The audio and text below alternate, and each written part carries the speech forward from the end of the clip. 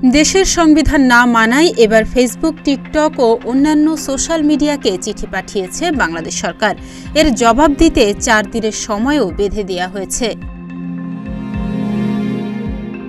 রোববার বিভিন্ন mobile operator association of mobile telephone operator Bangladesh এবং মোবাইল ফিনান্সিয়াল সার্ভিসের সঙ্গে বৈঠক শেষে এসব কথা জানান ডাক, টেলিযোগাযোগ ও তথ্য প্রযুক্তি প্রতিমন্ত্রী জুনায়েদ আহমেদ পলক।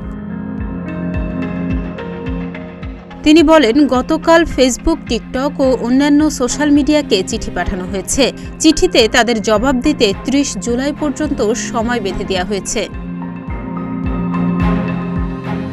দেশের সংবিধান ও আইন না মানায় চিঠি পাঠানো হয়েছে জানিয়ে পলক বলেন, আমরা যে কন্টেন্টগুলো মুছে ফেলতে বলেছি তারা তার খুব কমই করেছে। উগ্রপন্থীদের পেজ চালু থাকলেও আওয়ামী লীগ সমর্থিত 50টি পেজ টেকডাউন করে দিয়েছে। রোববার সারা দেশে 4G নেটওয়ার্ক চালু হবে জানিয়ে পলক বলেন, বাংলাদেশ কখনোই ইন্টারনেট থেকে বিচ্ছিন্ন হয়নি। কেপিআইগুলোতে ইন্টারনেট ছিল না। আমরা কোনো অ্যাপ বন্ধ রাখার পক্ষে নই। বিশ্বের মোড়লরাই এসব করেন। তিনি আরও বলেন, সাম্প্রতিক সময়ের মোবাইল ইন্টারনেট সংযোগ বিচ্ছিন্ন থাকায় সংযোগ চালুর পর মোবাইল ইন্টারনেট গ্রাহকরা 3 দিনের জন্য 5 GB বোনাস পাবেন। সব অপারেটরের গ্রাহকরাই এই সুবিধা পাবেন। সরকারি চাকরিতে কোটা সংস্কার আন্দোলনকে কেন্দ্র করে বিক্ষোভ ও সহিংসতার জেরে গত 18 জুলাই বন্ধ করা হয় সব অপারেটরের 3G ও 4G নেটওয়ার্ক পরিষেবা। ফলে গত 10 দিনেরও বেশি সময় ধরে সারা দেশেই 5টি অপারেটর কোম্পানির গ্রাহকরা মোবাইল ডাটা ব্যবহার করে কোনো কাজ করতে পারছেন না।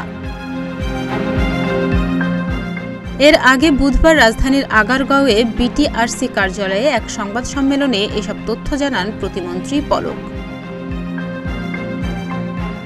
সামাজিক যোগাযোগ মাধ্যমে গুজব প্রচারের দিকটি তুলে ধরে পলক বলেন, ফেসবুক, ইউটিউব সহ বিভিন্ন ধরনের সামাজিক যোগাযোগ মাধ্যমে মিথ্যা তথ্য ছড়ানো হচ্ছে।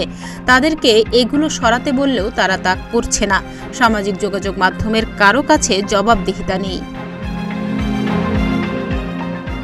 পলক আরও বলেন, 3 বা 7 দিন সময় দিয়ে একটা নির্দিষ্ট দিনে তাদেরকে সশরীরে প্রতিনিধি পাঠাতে বলা হবে।